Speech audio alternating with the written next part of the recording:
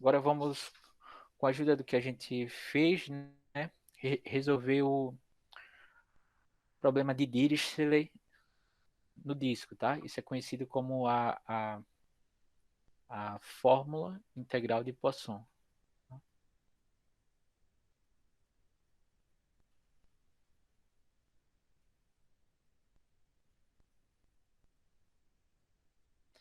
Que diz o seguinte, tá? Considere esse problema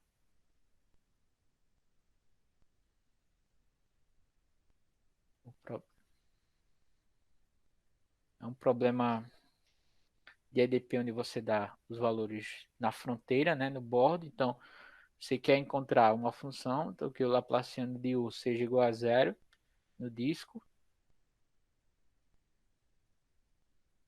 entre o zero e raio R, tá? E, e você dá uma condição sobre o bordo, né? Você diz, por exemplo, que o de R é elevado a iθ, ou seja, em cada valor do bordo do disco seja uma determinada função f de θ, tá?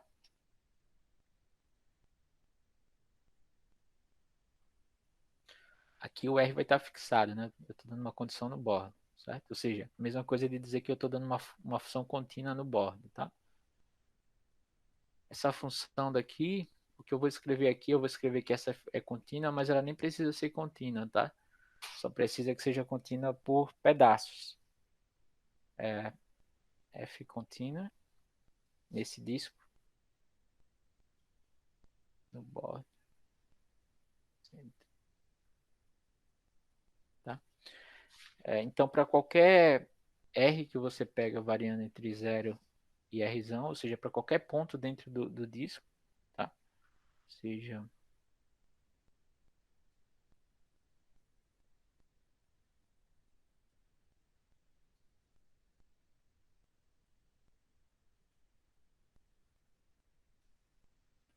então você vai ter o seguinte, que o de R é elevado a iθ, perceba que isso daqui, o R é elevado a iθ, para algum θ que você pega entre 0 e 2π, você consegue todos os pontos que estão dentro do disco, né? Vai ser igual a integral de Poisson, né? R ao quadrado sobre 2π, tá? E aqui ficaria a integral de 0 até 2π. Aí no bordo a função vai ser essa função f, tá? Vai ser f de psi, f de psi, d de psi, tá? E aqui dividido pelo que eu tinha lá na integral, né? Por r ao quadrado menos 2r zinho rzão pelo cosseno de θ menos psi, tá? Esse é r ao quadrado, tá? Então, se você considerar esse problema daqui, chamar esse cara aqui de duas estrelas,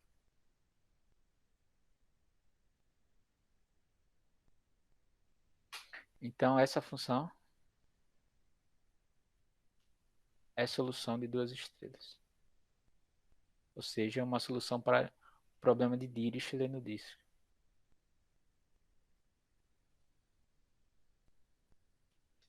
tá?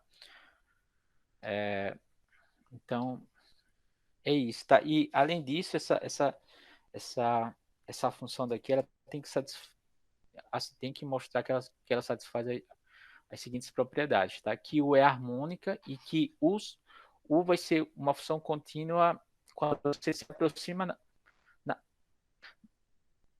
para a fronteira, tá? Quando você se aproxima dos pontos do bordo, essa função continua sendo uma função contínua, tá? Então, U é harmônica no disco, em particular, ela vai ser contínua dentro do disco, mas tem que ter um pouquinho de cuidado aqui nos pontos do bordo, tá?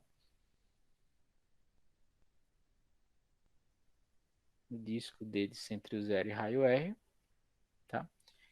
E U de R é elevado a iθ vai ser igual ao ponto do bordo, né? a f θ, que vai ser igual a esse ponto daqui, tá?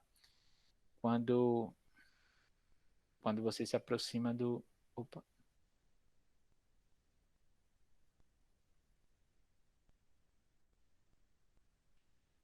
quando R tende ao Rzão, tá? Ou seja, essa função se estende a uma função contínua no bordo, certo? Então, essa propriedade daqui é,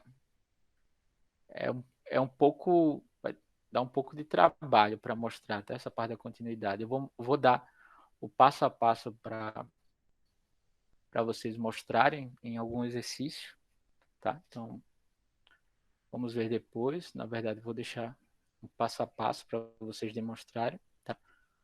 Pequenos passos, tá? Você mostra aquilo, depois mostra aquilo. Quando pensar que não, vocês vão ter mostrado essa propriedade, que é um pouquinho grande para mostrar essa parte, tá? Usa, não é difícil, mas dá um pouquinho de trabalho, tá? E a gente pode ver que a U vai ser harmônica, tá? No disco, que é uma das partes que a gente tem que mostrar, né? Perceba que para ser solução, então a U tem que ser harmônica no disco aberto, tá? Ou seja, vale isso, né? Então, se eu estou dizendo que é uma solução de duas estrelas, é porque isso daqui vai ser verdadeiro, tá bom? Agora, uma, uma observação é que para mostrar a harmonicidade, então vamos mostrar a harmonicidade.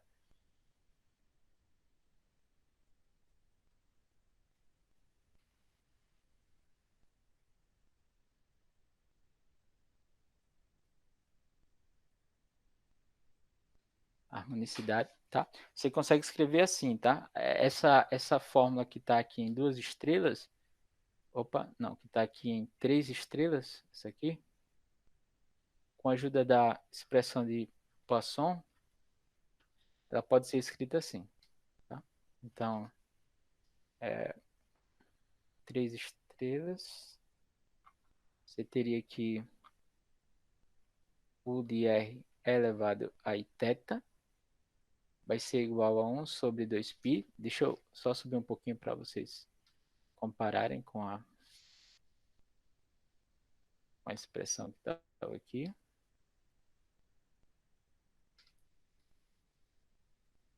Depois eu subo isso aqui. Então aqui vai ficar 1 sobre 2π, da integral de 0 até 2π. Lembra que o que está aqui r ao quadrado, r ao quadrado menos r ao quadrado sobre esse cara que está aqui de baixo vai ser o núcleo de Poisson. E o núcleo de Poisson é a parte real de R mais Z dividido por R menos Z, tá? Então, isso vai ser o núcleo de Poisson calculado no ponto R θ menos psi, tá? Então, isso daqui pode ser reescrito como sendo F de psi, tá? Veja se vocês concordam comigo. Da parte real desse cara daqui, de R mais Rzão elevado aí θ menos psi, tá? É só olhar a expressão que eu dei lá para fórmula de Poisson por R menos Rzinho elevado aí θ menos psi, tá? Ficou esse cara, a parte real dessa função, tá? Quando esse termo quer dizer isso, é d de psi, tá? Então, se você coloca em evidência, esse termo que está multiplicando é elevado a psi, e depois divide, então esse termo você consegue transformar assim, tá? Vai ficar aqui 1 sobre 2π, da integral de 0 até 2π, de f de psi, tá? Desse cara vai ficar a parte real dessa expressão daqui de r elevado a psi, mais rzinho elevado a θ. Só que rzinho elevado a θ vai ser o meu z, tá? Isso aqui é o nosso z. Tá? Então, vou escrever isso aqui mais z por r elevado a psi menos z d de psi. Certo? onde o z vai ser igual a r elevado a θ, certo? Nessa expressão. Agora, eu vou escrever, lembra que f vai ser uma função do círculo na reta, tá? Então, eu vou pegar as duas componentes de f, vou pegar seja f igual a f1 mais f2, e, ou seja, a parte real de f mais a parte mais i vezes a parte imaginária de f,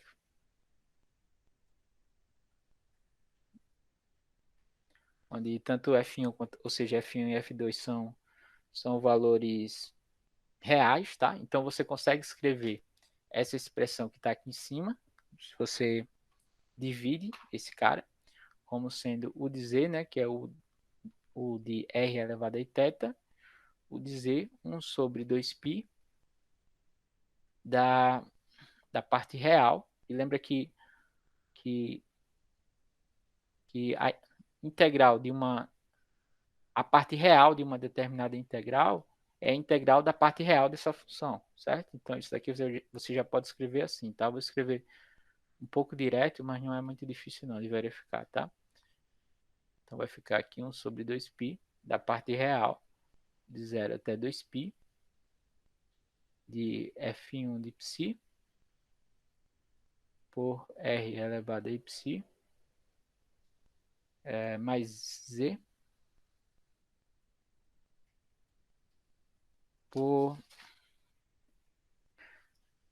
r elevado a psi, menos z, d de psi, mais o outro pedaço, né? Aqui eu dividi f como sendo f1 mais i f2, então vai ficar mais i sobre 2π da parte real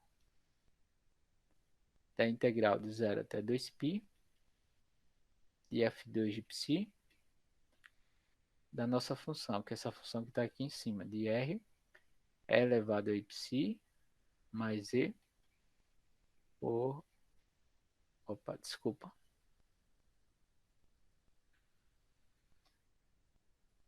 Por r elevado a psi menos e.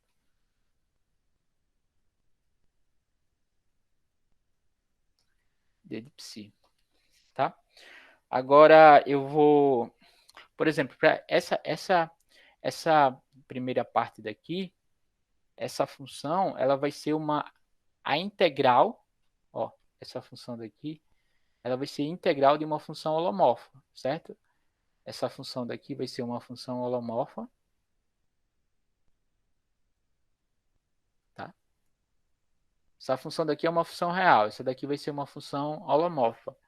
Logo, essa função daqui vai ser uma função holomorfa. E a parte real de uma função e a integral de uma função holomorfa vai ser uma função holomorfa, desde que essa função aqui ela seja uma função contínua na variável psi e holomorfa na variável z. Isso pela regra de Leibniz, tá? Portanto, a integral dela de 0 até 2π, quando você integra na variável real, né? Aqui é a variável psi, vai ser uma função holomorfa. E toda vida que você pega a parte real de uma função holomorfa, essa função vai ser uma função harmônica, tá? Aqui é a mesma coisa, só que e aqui vai ser para essa outra função, tá? Então deixa eu colocar aqui a regra de Leibniz para vocês lembrarem. Deixa eu colocar, peraí, só para eu coloquei aqui um pouco para ganhar tempo.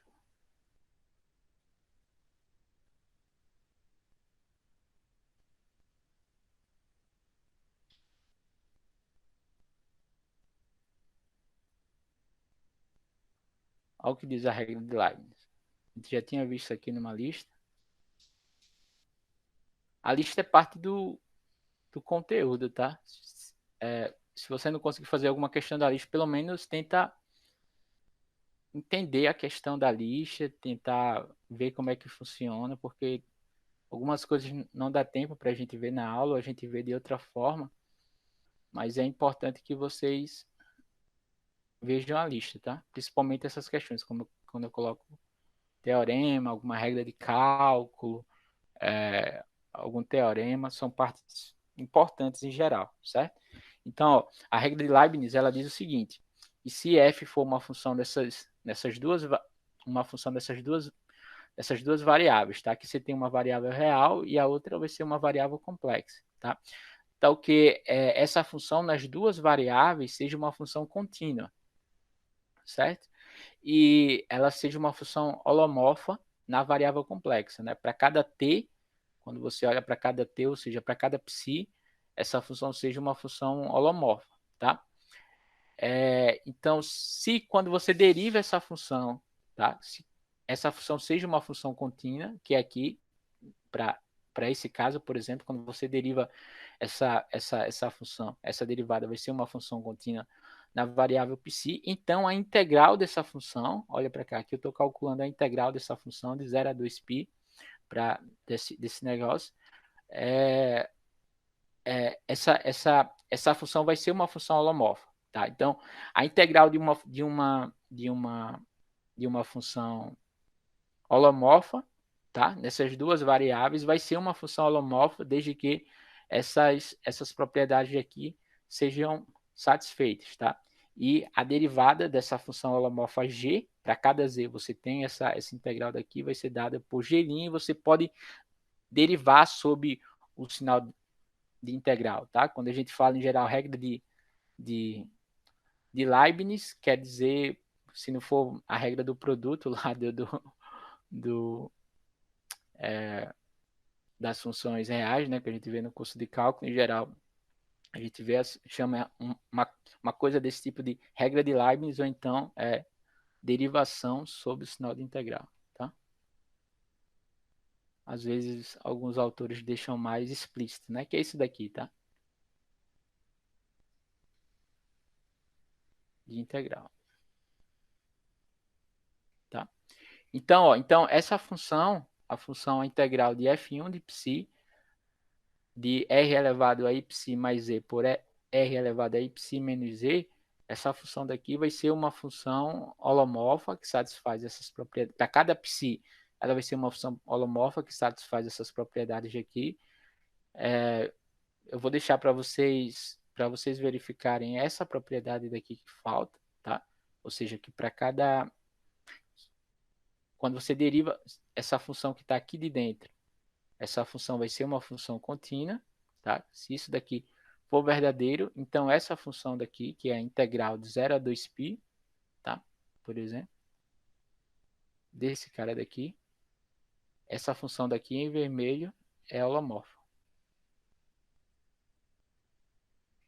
pela regra de Leibniz, tá? Essa função daqui é holomorfa.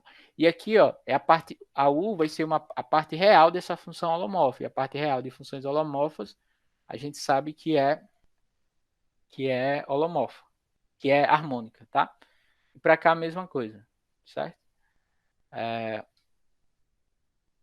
É isso, tá? Deixa eu ver se há algum comentário. Essa parte aqui da continuidade é bem tricky, tá?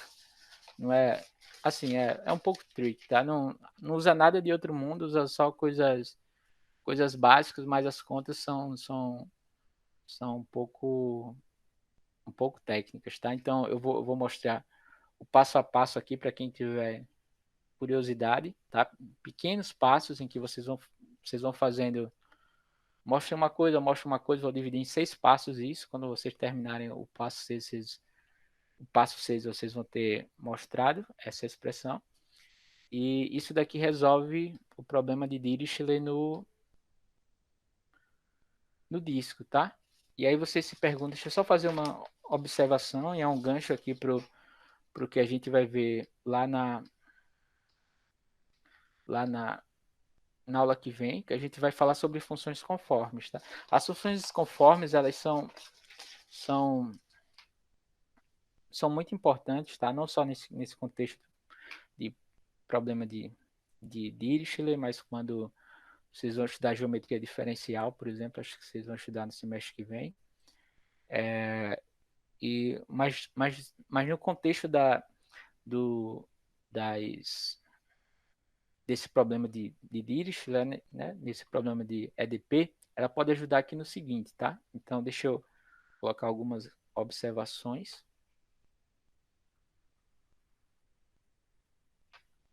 sobre o problema de Dirichlet.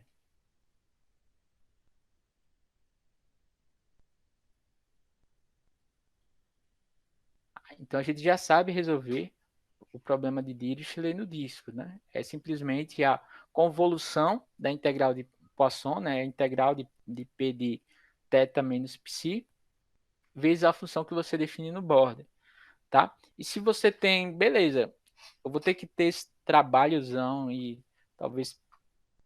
E se, e se a função não for um disco, né? Se for um conjunto mais complicado, eu consigo resolver, eu vou ter que encontrar uma solução que a princípio não tenha, pode ser que não tenha muito a ver com essa que eu encontrei, tá? Ou eu posso obter as outras a partir dessa, tá? Então, graças a, a Deus, tá? A gente consegue, tá? A natureza nos ajuda aqui nesse caso. Então, se você, por exemplo, quer encontrar a solução do problema de Dirichlet aqui nesse caso, por exemplo, você tem um conjunto ômega e você quer encontrar uma função para que o Laplaciano de U seja igual a zero e U seja f no bordo de ômega, tá? F é uma função contínua e U seja igual a uma função contínua dada no bordo de ômega, tá? Então a gente quer resolver esse problema e a gente sabe resolver esse problema no disco, tá? Por exemplo, no disco a gente viu aqui essa solução no disco zero e raio R, tá? Em particular, a gente sabe no disco de centro zero e raio 1, tá? Nesse disco aqui. Lembra que essa anotação aqui é o disco de centro zero e raio 1, tá? Então, ó, se a gente conseguir encontrar por exemplo, se a gente conseguir encontrar uma f que seja holomorfa, tá? Como a gente sabe resolver esse problema aqui no disco, tá? O Laplaciano de util igual a zero, a gente já viu uma solução para isso aqui, onde util seja igual a uma certa f-til, tá? Talvez a gente, se a gente conseguir encontrar uma função holomorfa assim, talvez a gente consiga voltar, tá? É, é, tal, se existe uma função assim holomorfa, tal que existe uma função também, uma inversa, tá? Uma bijeção aqui entre esses dois caras, tal que f a menos 1 também é holomorfa,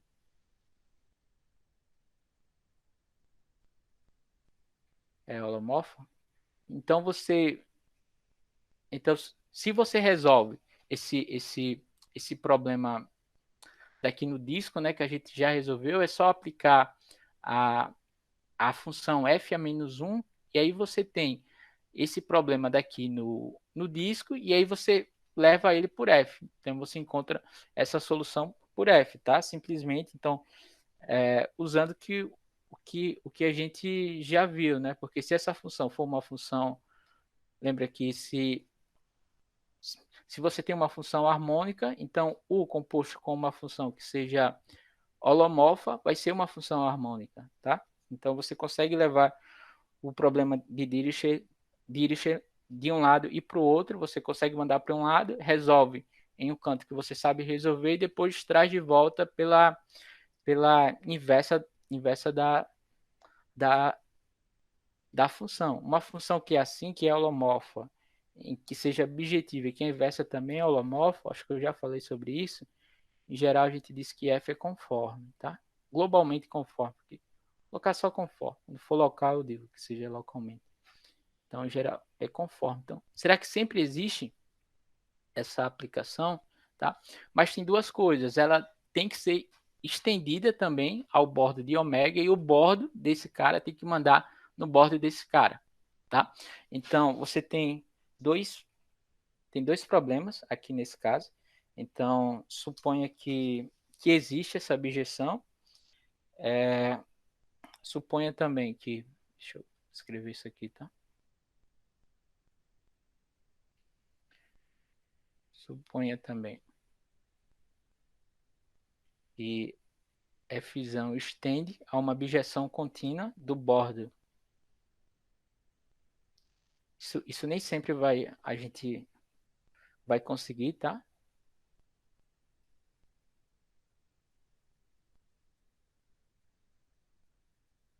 Uma objeção contínua do bordo de D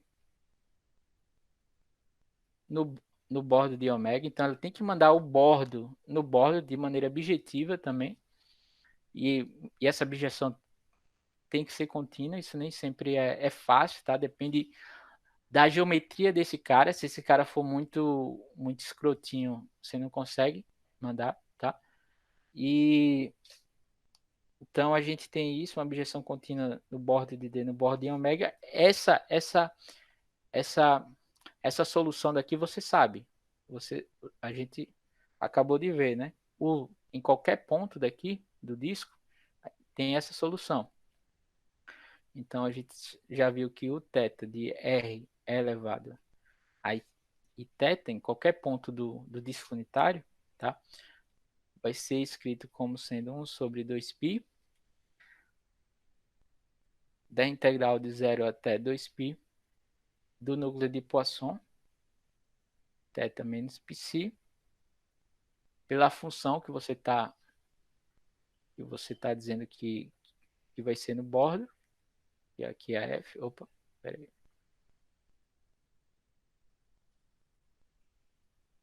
F tio de E elevado a y psi, d de psi, tá? Então, a solução U, você já tem essa solução aqui, você manda por essa aplicação, tá? Então, a solução é dada dessa seguinte forma.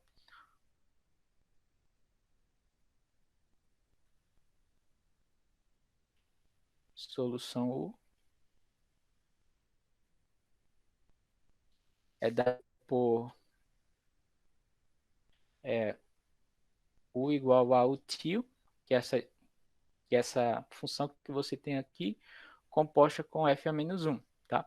Essa função f a menos 1 aqui, a gente está supondo que é holomorfa. Essa daqui é harmônica. Então, se essa f a menos 1 daqui existe, dessa maneira que existiu, implica que a U é harmônica.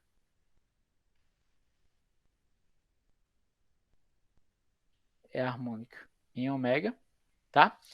E, e é isso. Essa aqui é o que você tava querendo encontrar em ômega, tá? Você só você simplesmente faz a composta como uma função holomorfa que manda um conjunto no outro, tá? Então, mas para que isso exista, você tem que responder duas perguntas, tá? Existe de fato essa função conforme, tá? Ou seja, existe.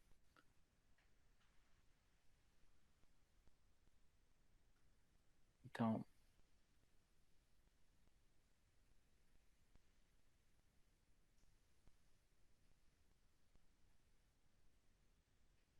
para isso acontecer, temos que ter duas coisas distintas, que foram duas coisas que eu pedi aqui, tá? Que existe essa aplicação conforme, por exemplo, conforme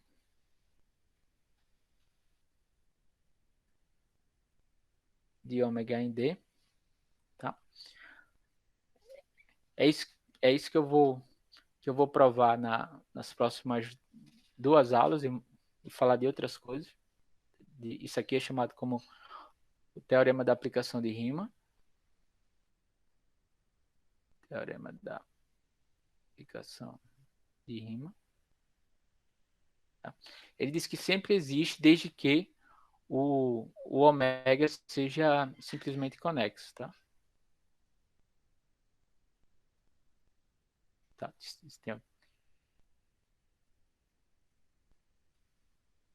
Seja simplesmente conexo.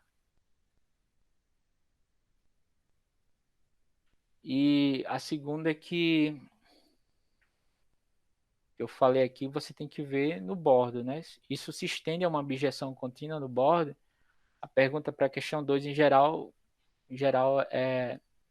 não vai ser verdadeira sempre, tá? É, isso depende da geometria, como eu falei, do ômega.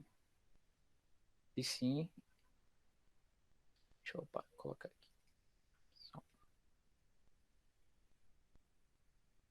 Espera aí que tá travando, tem esses problemas técnicos no final.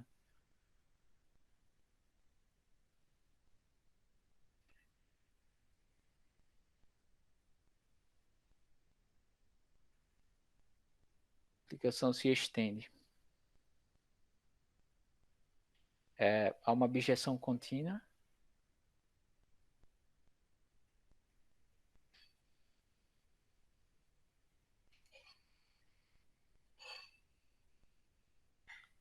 de ômega. Objeção contínua do bordo de ômega no bordo de D, tá? Quando isso daqui for verdade, beleza. Aí você só faz pegar a sua solução vai ser essa daqui. A U vai ser igual a o tio composto com essa função inversa, com essa função holomorfa f a menos 1, que manda o conjunto ômega no conjunto no disco, tá? Mas se o ômega for simplesmente conexo, esse cara sempre existe, mas às vezes só uma observação. E o teorema da aplicação de Riemann, ele diz que esse cara sempre existe, que essa aplicação conforme sempre existe, mas não dá um modo como você constrói essa aplicação conforme, tá? Então, do ponto de vista teórico, isso daí é lindo, tá? Mas do ponto de vista prático, pode ser que você tenha que resolver a sua aplicação de outra forma, se o seu conjunto não for tão simples de você encontrar a sua aplicação conforme, porque a gente vai ver alguns exemplos, por exemplo, uma aplicação conforme do semiplano no disco, tá? De um determinado outro conjunto no semiplano no primeiro quadrante. Então você tem do primeiro quadrante no disco, a gente vai ver esses caras, tá? Mas para conjuntos mais complicados pode ser mais difícil conseguir essa aplicação conforme. E quando isso daí existe, você ainda tem que verificar essa segunda condição, tá? Se você consegue estender essa aplicação de um modo contínuo, tal que você tem uma objeção, tá? Onde é que o bordo de uma dessas aplicações vai levar o bordo da outra, tá? Então isso daí é importante também. Deixa eu ver se eu tenho mais alguma observação. Acho que não, acho que é isso, tá? Então na aula que vem a gente vai falar mais sobre essas aplicações contínuas, tá? As próximas duas aulas.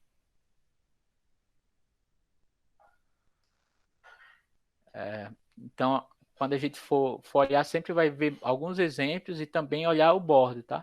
Por que a gente vai olhar o bordo? Por conta disso. Você tem que olhar se o bordo de uma vai estar mandando o bordo na outra de modo contínuo e bijetivo, certo?